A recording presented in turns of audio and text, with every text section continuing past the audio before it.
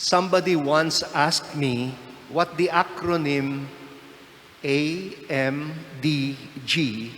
was supposed to mean. A.M.D.G.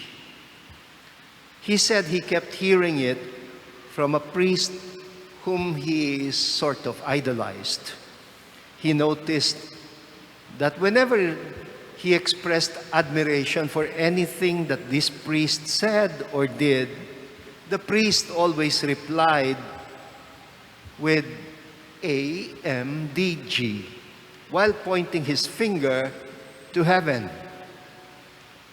Well, he sort of understood by the gesture that maybe the priest was humbly attributing it all to God. But he never cared to ask kung ano daw ba talaga ang kahulugan ng A.M.D.G. In the age of Google, it would have been easy to find out. Kaya lang, this was about 40 years ago. And back then, I happened to have a little medallion with a Jesuit emblem on it. And I read to him the Latin motto written around the letters IHS, meaning the first three Greek letters in the name of Jesus, surrounded by rays of light. Actually, hindi naman yun H kundi eta in the Greek alphabet. And the motto that is written says, Ad Maiorem Dei Gloriam, which means, for the greater glory of God. Yun ang A.M.D.G. For the greater glory of God. It was only then that he finally understood that the priest was actually saying, not to me, but to God be the glory, whenever he expressed admiration for him. You know, the founder of the Society of Jesus, Saint Ignatius of Loyola, intended this motto, A.M.D.G., to serve as a cornerstone sentiment of the Jesuit religious philosophy. And today's gospel could have been Saint Ignatius's source of inspiration for this motto. Remember, I told you that for several weeks now, our gospel readings have been from the farewell address or the goodbye speech delivered by Jesus at the Last Supper as narrated by St. John, the evangelist. We are now reading chapter 17. And here, the long goodbye speech of Jesus is about to end with a prayer that Jesus says for his disciples as he is preparing to depart from them. Listen to what he says. Father, the hour has come. Give glory to your Son so that your Son may glorify you. And then he says, I glorified you on earth by accomplishing the work that you gave me to do. He is practically saying that it was his whole reason for carrying out his mission, to give glory to his Father in heaven. You know, I have a feeling that Jesus, in his humanity, felt what Paul himself felt in our first reading, when Paul became aware that he was about to leave his friends behind.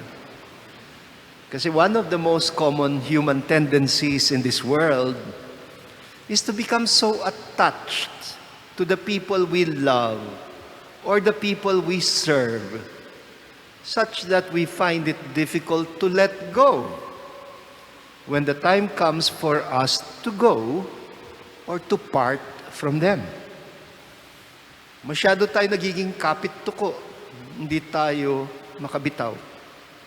Listen to how John makes Jesus express it. I pray for them whom you have given me, because they are yours. And everything of mine is yours.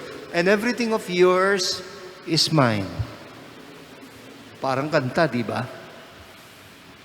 Tandang-tanda ko pa. When I was in elementary, may kinakanta kaming ganyan. The more we get together, the happier are we. And my friends are your friends, and your friends are my friends. Kantang elementary. If we are the happier only when we are together, are we to presuppose that we will know nothing but misery when we cannot get together? I think Jesus is consoling himself when he says, they belong to you, and you gave them to me, and they have kept your word. You see, every now and then, we need to be reminded of this. Especially, pag masyado na tayo nagiging too attached. When we become too attached to our work, our projects, our vision and mission, our goals, our plans, our achievements, nako, we tend to forget that it is His work, not ours. And we are only participating in His mission. We can get so attached to people and begin to behave as if we own them.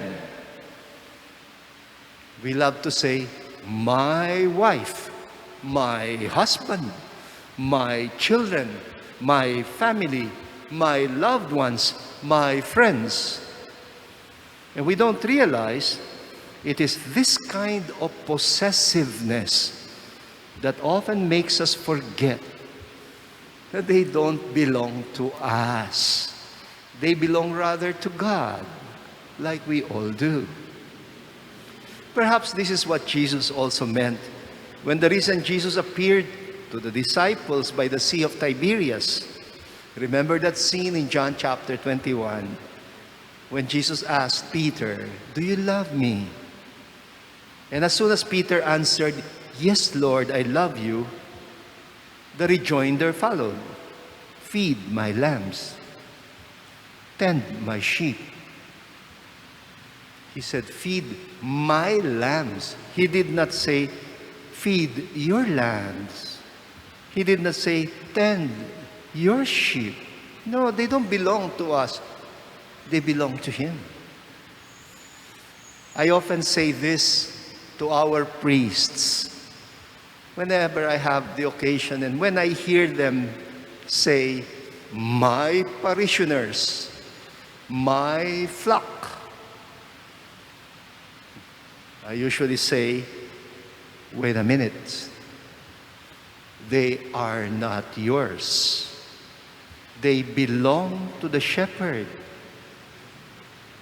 the one true shepherd of the flock, the good shepherd. And you are supposed to have no other reason to care for them than for love of the shepherd. You are to have no other reason than for the greater glory of God.